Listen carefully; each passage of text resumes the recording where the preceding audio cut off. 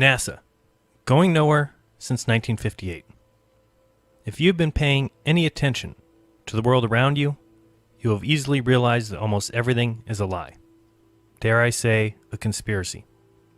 The world is not at all what it seems. Some may see it, many do not. But to understand one lie, you need to recognize a few.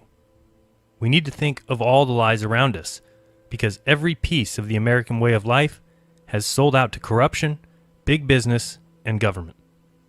The media narrative and hypocrisy runs deep as they go about their business of easily corrupting minds with constant propaganda, to the point now where every news piece and story has been distorted beyond recognition.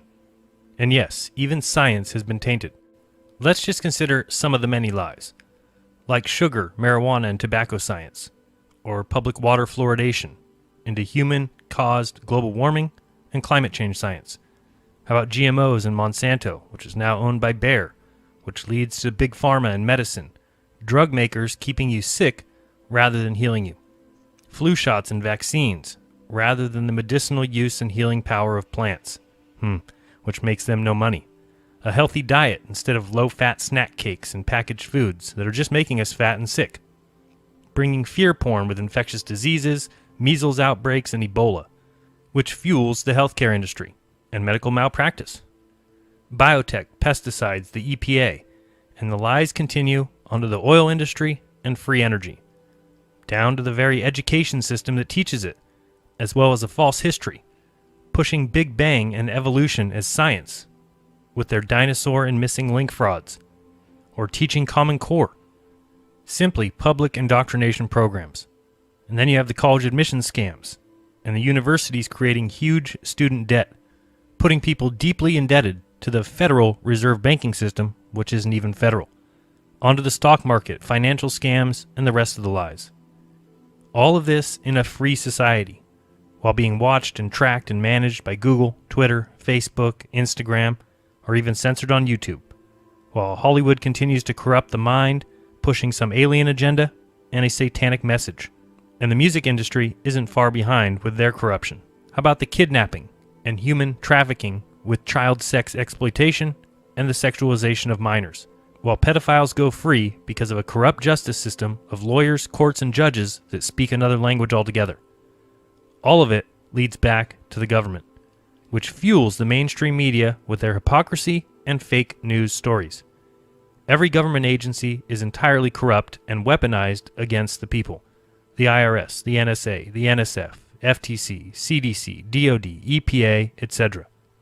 And who owns and operates the fake media juggernauts? Well, our very own CIA, who has been deeply involved with all the newspapers and magazines, just see Operation Mockingbird, pushing propaganda constantly with their incessant mainstream narrative, including press releases from government agencies, universities, corporations, and companies getting rich off government contracts. How about the false flags and covert government operations? Just see Northwoods, Gulf of Tonkin, Operation Paperclip, and thousands of others. The entire political scene with election fraud and dishonest polls, the whole left versus right two-party system, pitting citizens against each other, or the entire CIA involvement in the military-industrial complex, as more war, more conflict equals more money and more growth. Or the so-called war on drugs. Our own federal government has been engaged in a shady operation of alliances with the world's largest drug cartels. Our incarceration percentage has grown by 6 times since Nixon declared a war on drugs in 1971. When planes took arms to the Contras in Nicaragua, these same planes returned with cocaine, shielded from law enforcement by the CIA. Yeah, an illegal drug trade. Just another pointless sham proving our own CIA is engaged with criminals and is criminal itself. Just look at the weapons and arms dealings of the CIA while actively trying to take yours. The constant barrage of lies and deceptions like the official 9/11 story and the government-run commissions. So many lies, and I could do a film on each one of those separately, and perhaps I will. But this film asks you one important question. If they lie to you about all that, if they have deceived you at every possible turn, what makes you think that they're telling you the truth about space? You see, sometimes people want to know the truth, but many times they do not. They like the idea of truth, but not the actual, real truth. When it comes to the United States space program, however, in my opinion, people certainly don't want the truth. They want the lore, the ideals, that patriotic feeling, the ideas of space travel, trillions and trillions of miles, American dominance and ingenuity, and the brilliant minds of mankind coming together to do the impossible. It's our destiny to be in the stars. This has always been the reason for space, making dreams come true, inspiring children and adults to do more, to strive for more, to reach for the stars, and to achieve the impossible. In this movie, I will explain my opinion of space and space travel. I will talk about what I think space is and isn't, and to do so, I'll talk about the past 11 presidents as well as the current president, Donald Trump.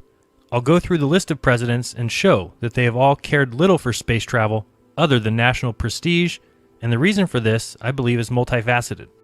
I believe NASA to be little more than a jobs program, mixed with some research and development, focusing on engineering and technology. They also sell a fantasy and a worldview to the population. They instill pride and wonder, but what they haven't done and don't do is go anywhere.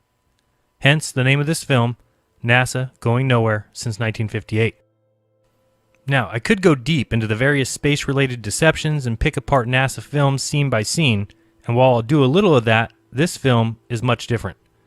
Maybe I'll do other films on the various lies and pseudoscience pushed by the space agency, but this film will go president by president, give a little background, and show that it has always been and continues to be a back-and-forth game of sorts, where NASA can blame the president and the president can blame NASA, in the end allowing research and jobs to continue while ultimately going nowhere. Of course, we're going to spend most of our time on Kennedy and Nixon, especially since this month has been the 50th anniversary of quite possibly the largest deception ever pulled on the people of this earth. The nonsense assertion that 50 years ago, NASA sent men to the moon. Many people may not agree with anything I say throughout this film, and that's okay. I don't agree with most of what I hear in the mainstream media. That's because I'm looking for the truth and not just the story I'm supposed to believe. If you don't agree with me or see things a different way, well, it could be because you trust the mainstream media, meaning you do believe what you're supposed to believe, what this world wants you to believe, in which case I think you'll always be missing the truth. What I want to make clear from the start is that you're free to believe whatever you want, as am I. Eddie Bravo was on the Tinfoil Hat podcast and summed it up quite well when he said, Hey, listen, I'd rather be thought of as an idiot for not trusting the government than a traitor for defending them. I would rather be thought as a moron for not trusting criminals than a sellout and a traitor for defending them. I don't believe liars, and I don't trust criminals. Once you've lied to me, I no longer see the need to believe anything you say. The difference is I'm not lying to you at any point throughout this film. I'm giving you my 100% honest opinion on the subjects discussed. Agree or disagree, these are my personal beliefs. Space has always been an amazing arena for populist politics and fantasy conceptions. When NASA began, the space pioneer and ex-Nazi SS member Wernher von Braun was an absolute genius at forging public opinion with the ideas of space and space travel. He knew the power of space-related gimmicks. Together with the other dream maker and fantasy extraordinaire Walt Disney, they joined up to greatly sway public opinion by presenting space as a sci-fi fantasy adventure, a reaching for the stars, much like a Disney movie. Wernher von Braun said, "There's no Bucks without Buck Rogers." Of course, Buck Rogers was a fictional space character that debuted in 1928, becoming a very popular comic strip. Then it became a television series. It was so popular that many newspapers launched their own science fiction strips right after. Imitators like Flash Gordon and Speed Spaulding and John Carter of Mars. The adventures of Buck Rogers became an important part of popular culture, and by 1930 Buck Rogers took his rocket ship and left Earth. Buck Rogers has been credited with bringing into popular media the concept of space exploration, following those few before him like Jules Verne and H.G. Wells, and those who came after him like Arthur C. Clarke. So, as Wernher von Braun said, there's no Bucks without Buck Rogers. Let's start there and talk a little bit about the money behind the space industry, because this is a terribly important aspect. Only once you completely understand the financial implications can you begin to understand why and how they continue to get away with going nowhere. First off, NASA receives $56 million a day of taxpayer money. While it may only be 0.5% of the yearly U.S. budget, They also get many other funds from donations, admissions, etc. But here is the most important fact to understand. Think of how big the music industry is worldwide. Enormous, right? Now think of the movie industry, Hollywood and global, even bigger. So where do you think the video game industry and economy rates with those two? What if I told you the video game industry is now more than the music and movie industries combined? Wow. This article states, forget about being a movie star, forget about becoming the next Beyonce. If you want to be rich and famous in the entertainment world, you should start playing video games right now. Gross video game sales have outweighed box office receipts for over 2 decades, and they surpassed home video and theater earnings combined 15 years ago. The video games industry has earned more revenue than the movie and music industries combined every year for the past 8 years. That's right, video games have passed the music and movie industry 15 years ago and have earned more revenue than the movie and music industries combined every year for the past 8 years. In 2018, the video game industry raked in $137 billion. That's $70 billion in mobile, $14 billion in tablet games, $56 billion in smartphone games, $33 billion in PC games, $4 billion in browser PC games, $28 billion in boxed and downloadable PC games, and over $34 billion in console video games, a total of $137 billion for that year. A huge industry compared to the movie industry, which only brought in $43 billion. Even if you include home entertainment and home theater, you still don't reach the video game industry. And music is less than half of the movie industry at only $20.5 billion. Crazy business, huh?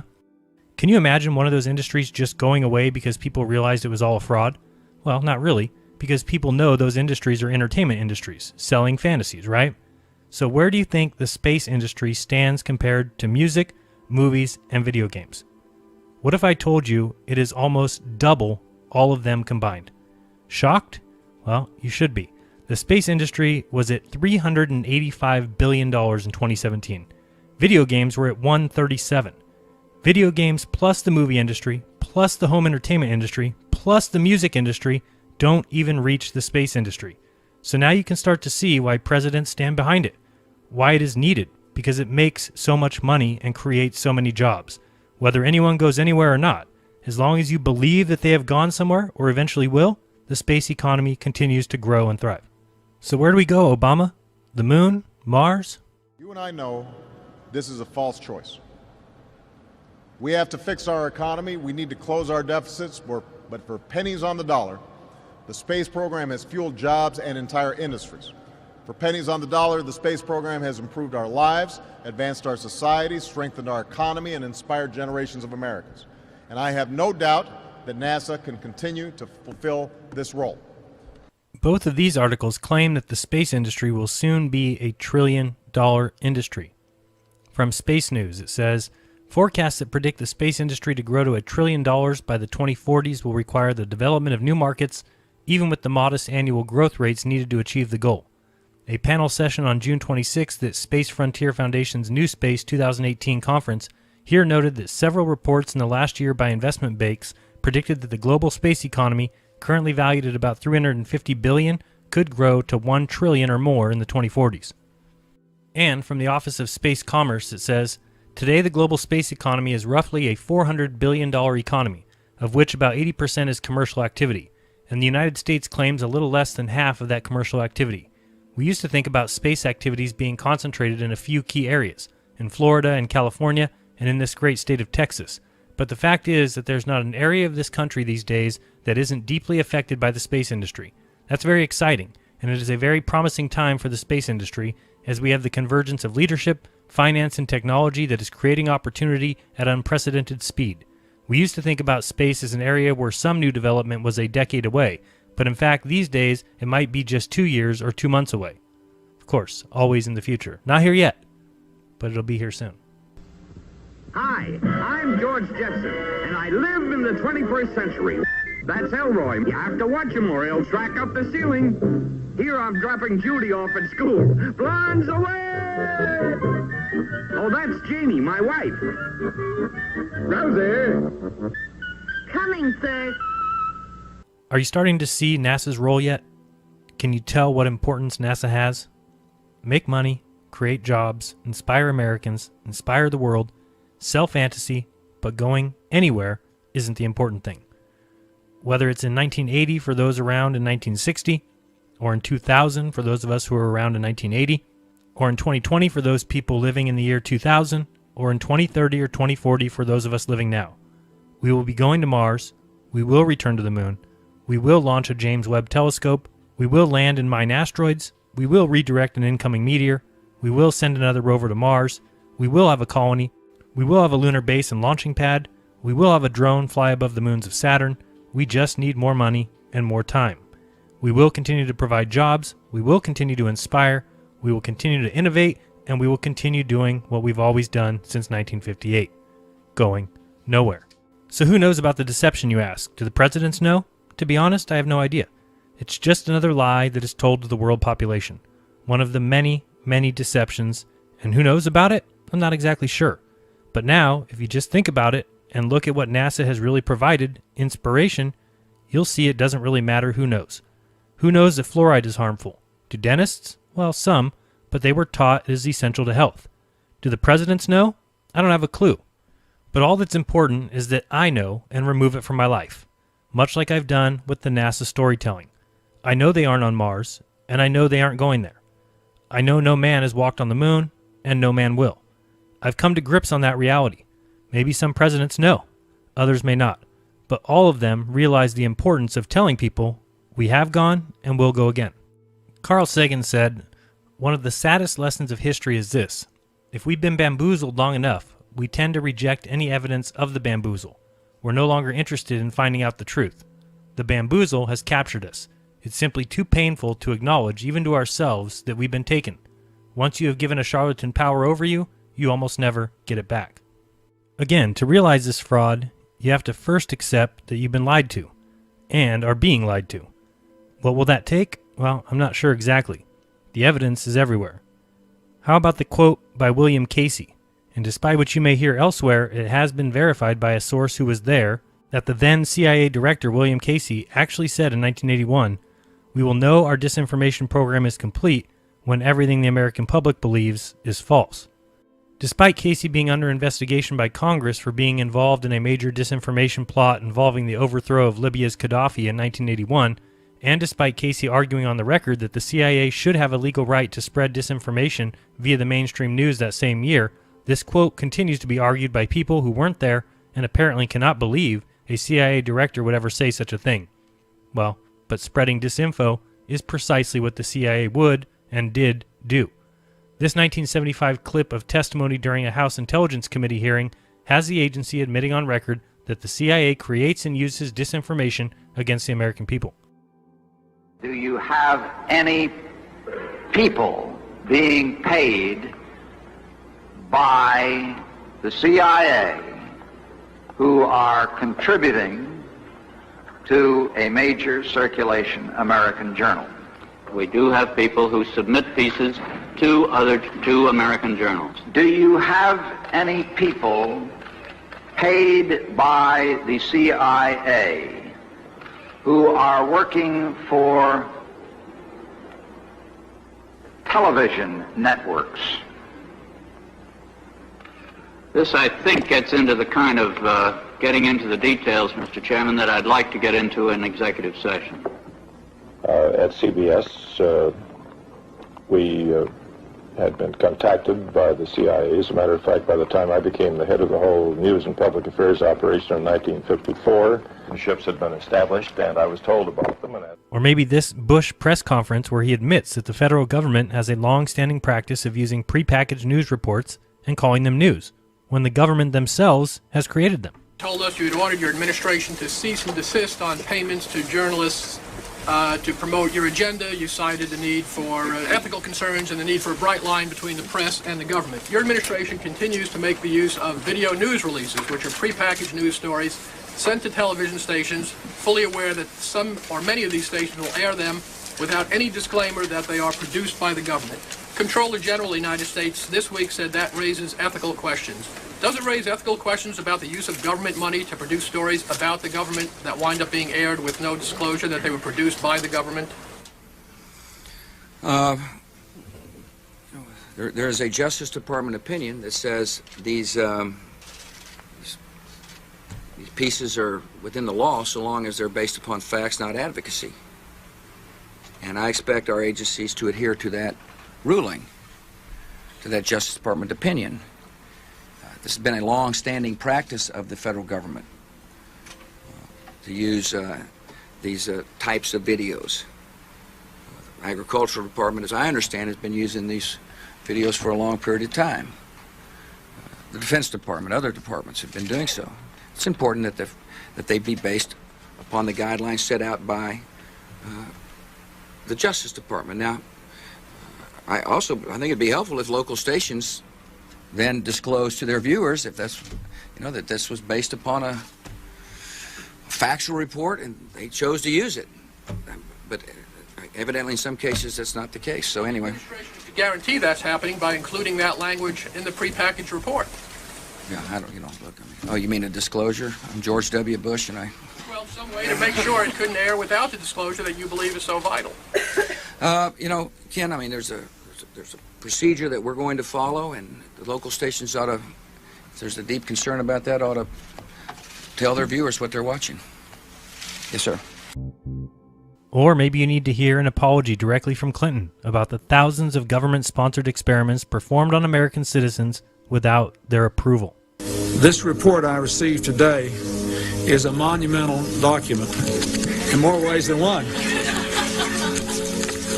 But it is a very, very important piece of America's history, and it will shape America's future in ways that will make us a more honorable, more successful, and more ethical country. What this committee learned, I would like to review today with a little more detail than Dr. Frayden said, because I think it must be engraved on our national memory. Thousands of government-sponsored experiments did take place at hospitals, universities, and military bases around our nation. The goal was to understand the effects of radiation exposure on the human body. While most of the tests were ethical by any standards, some were unethical, not only by today's standards, but by the standards of the time in which they were conducted. They failed both the test of our national values and the test of humanity. Informed consent means your doctor tells you the risk of the treatment you are about to undergo. In too many cases, informed consent was withheld. Americans were kept in the dark about the effects of what was being done to them.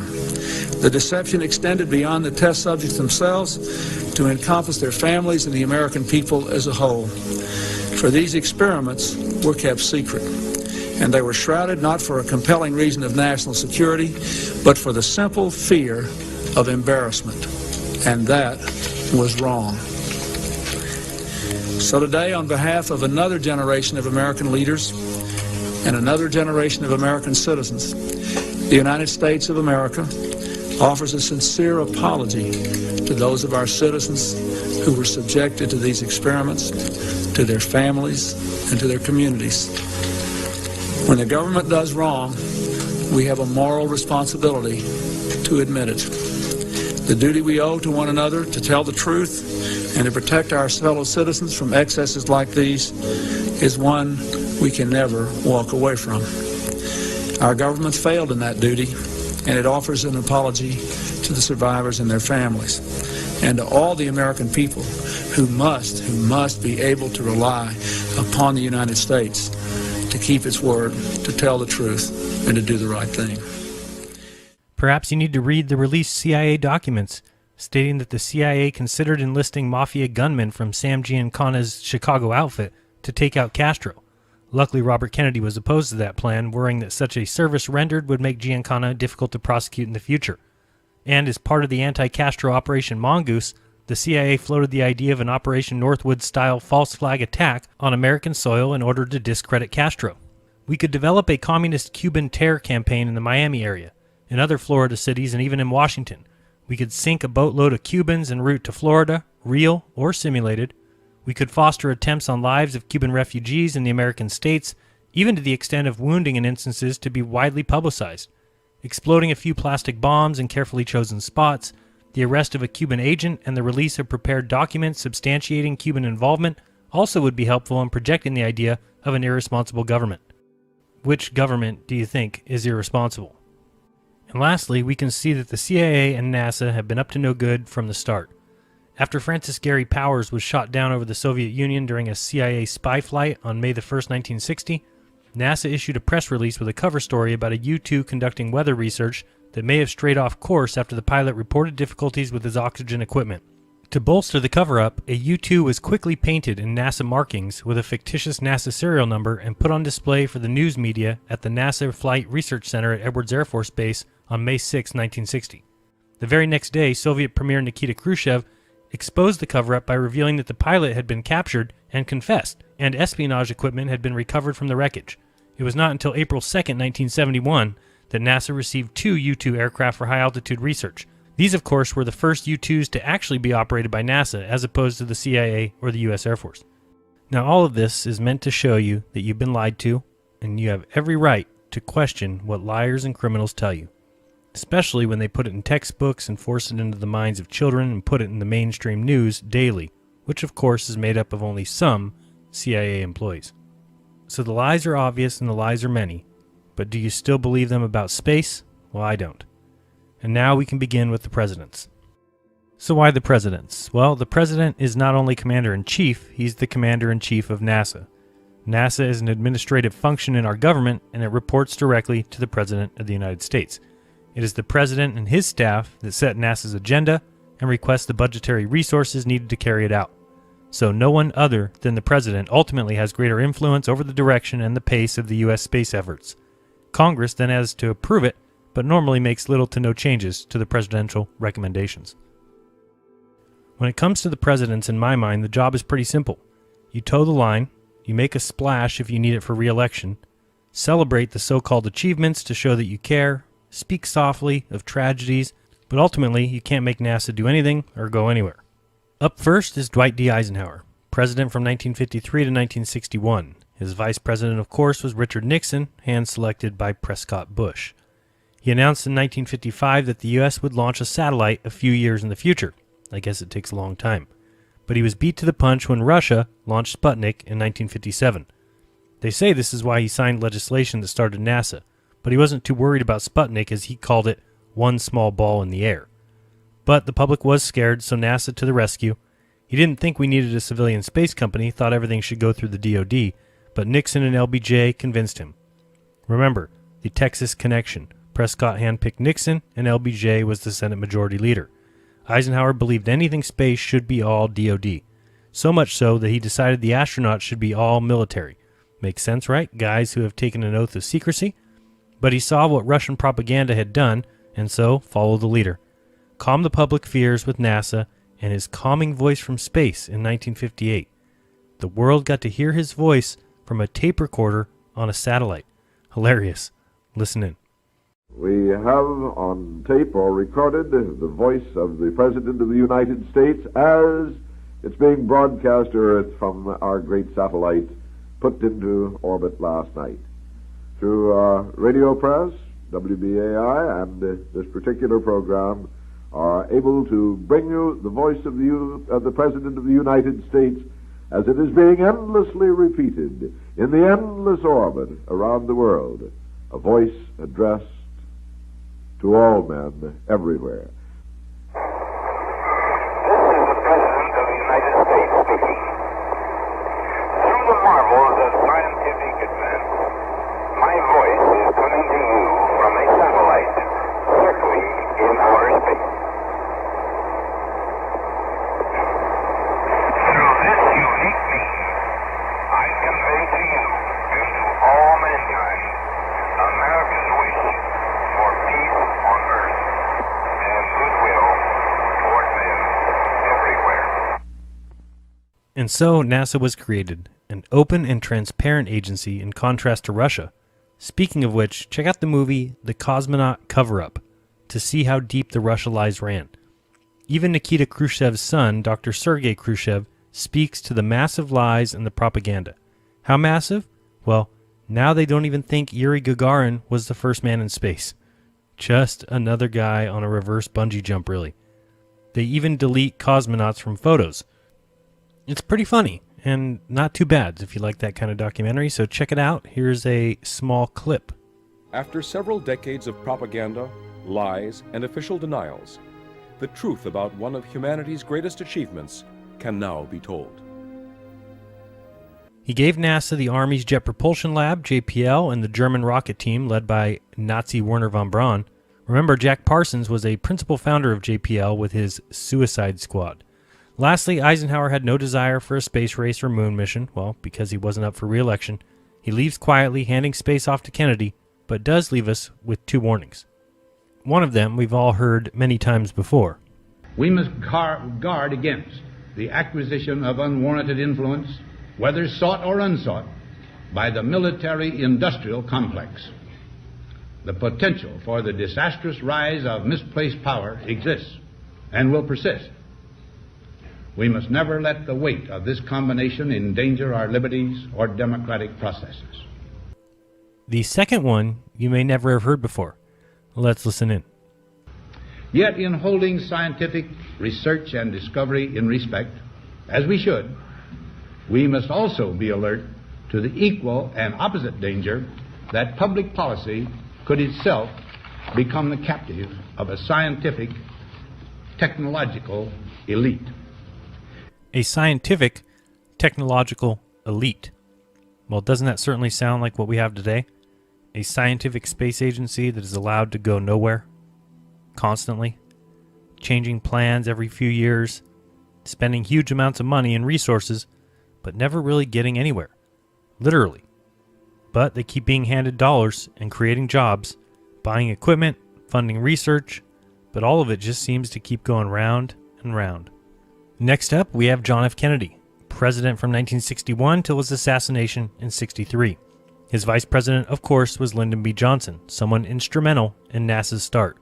First off, Kennedy knew nothing about space, but he wanted to make a splash for a possible re-election, so he asked LBJ to find out if we could do something big in space, and was told possibly the moon in 1967. So he agreed to increase the NASA budget big time and made a huge proclamation.